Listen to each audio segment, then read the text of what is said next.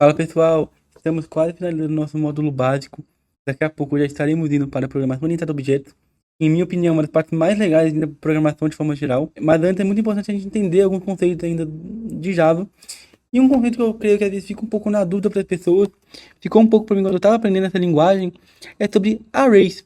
Como a gente já sabe, arrays é uma coleção de dados, né, que a gente vai salvar um do lado do outro em uma variável apenas, né, uma variável por padrão salvar algum valor. O array a gente consegue salvar vários. Mas em Java a gente tem um pouco de particularidade também, porque como já foi comentado, Java tudo é objeto, a gente tem uma particularidade de como fazer isso. Vou mostrar para vocês aqui agora. A gente quer criar um array, a gente, em JavaScript, a gente pode colocar uma let apenas, colocar array, recebe, a gente coloca ou todos os dados aqui diretamente, ou a gente coloca, né, um array fixo, enfim. Mas já que Java possui uma tipagem estática, a gente precisa dar o tipo do nosso array. Não pode ser qualquer tipo. Igual JavaScript, pode ter várias posições, cada posição pode ter um valor diferente, né? Um pode ser número, outro pode ser string. Em Java não. Um array só pode ter um tipo de dado. Então, vamos criar, por exemplo, um array de números. Como a gente pode fazer isso? Ou melhor, vamos criar de notas, que vai facilitar pra gente. A gente escreve int, abre e fecha colchete. Então, já tá falando que é um array. A gente coloca números, por exemplo. Eu vou colocar ponto e vírgula. Beleza. Criei números. Não foi usado ainda, por isso está dando esse erro. E se eu quiser iniciar o nosso vetor, a gente precisa dar números, recebe, new, int. E aqui dentro, a gente vai passar o nosso tamanho. Por exemplo, 5 posições. Vou ter 5 notas. Percebam que a gente precisa dar um new, porque a gente está iniciando, né? E a gente precisa dar um int e um tamanho. Um tamanho é fixo. Em arrays, não é dinâmico. Se você tem estrutura de dados flexíveis, por exemplo, cada hora que você incrementa um dado, vai aumentando esse tamanho do vetor. Aqui não é assim. Se tem 5 posições, vai apenas inserir 5. E se você ultrapassar esses valores, o Java vai lançar um erro. A gente precisa ficar muito atento. Eu coloquei aqui em 2 linhas para mostrar para vocês, mas por padrão, geralmente a gente cria dessa forma aqui, ó. Aí coloca tudo numa linha só. Então, criou o nosso vetor chamado de números e já iniciou ele com 5 posições. Vamos preencher ele. Já copiei aqui para poder facilitar. Aí como que funciona esse preenchimento? A gente coloca o nome do vetor, números, a posição que a gente quer entre colchetes, ou seja, posição 0, 1, 2, 3 ou 4, porque ele começa em 0, né? E recebe o valor que a gente quer, cada inteiro. Então, beleza, pode colocar direto porque é inteiro. Se fosse uma string, tem que colocar com aspas duplas e a nossa string. Criando o nosso vetor, ele já foi preenchido, a gente consegue colocar os dados assim, ou, né, consegue até pedir para o usuário de inserir um dado também. E a gente consegue mostrar na tela como a gente pode fazer. Vou usar um for aqui. Então, for int i recebe 0. E menor do que o quê? Nome do vetor, então números, ponto length. Isso é uma das propriedades de vetor também, que a gente consegue pegar o tamanho dele.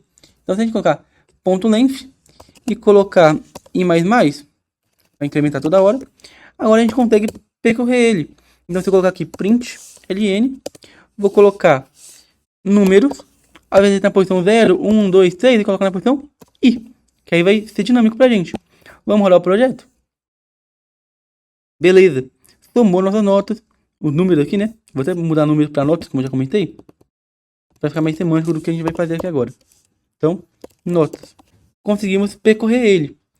E se a gente quiser agora simplificar esse nosso for? É possível? Claro que é. Em Java a gente tem uma possibilidade de uma for each. Aqui a gente está colocando o quê? Número na posição 0 recebe tal coisa.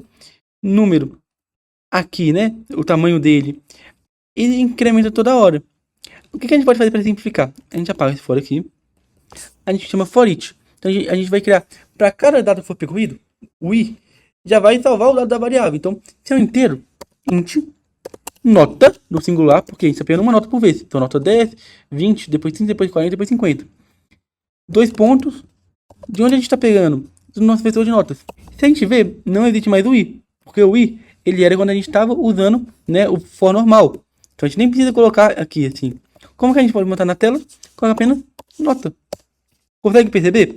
A gente criou uma variável chamada nota para cada posição. Percorri, chegou na posição 0, 10 vai ser armazenado em nota. Chegou em 20, 20 vai ser armazenado em nota. 30, armazena, entendeu?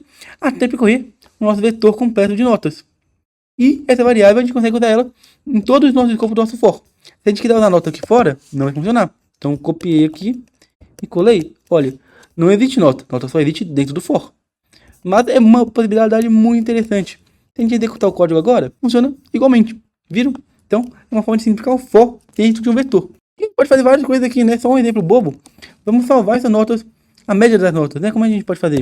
A gente vai criar um double, porque pode ter uma casa decimal, né? Média. Inicialmente começa zerado. Se a gente quiser incrementar a média agora e depois dividir, muito simples. A gente coloca aqui, ó. Melhor, vou colocar como soma, porque a gente vai somar. E depois dividir, né? Então, ao invés de printar toda hora, a gente vai colocar o quê? Soma mais igual a nota. E se eu quiser mostrar a média, eu coloco depois do for, um print aqui. A média é... O que a gente faz aqui? Soma dividido por notas ponto length, ou seja, pega o tamanho das nossas notas, vai dividir por eles. Então, se a posição aqui é 5, né, que é o tamanho do nosso vetor, pega a nossa soma e divide por 5. Quanto que vai dar aqui? Nossa média é 30. Aqui essa soma vai dar 150, dividido por 5, que é a quantidade, dá 30. Show! Então, aqui a gente consegue ter uma noção básica de como as arrays funcionam. E saiba, em várias vezes você vai usar isso. Se você estiver usando Spring Boot, muitas vezes você pode querer converter para um vetor para você poder salvar um dado. Mais pra frente a gente vai aprender de collection. Collection é uma forma de simplificar muito em Java os vetores. Mas por detrás de uma collection usa um vetor. Então você entender muito bem como isso aqui funciona vai te ajudar demais. Então espero que tenha dado para entender e vamos para a nossa próxima aula e última aula de introdução a Java. Depois nós vamos diretamente para a programação orientada a objetos.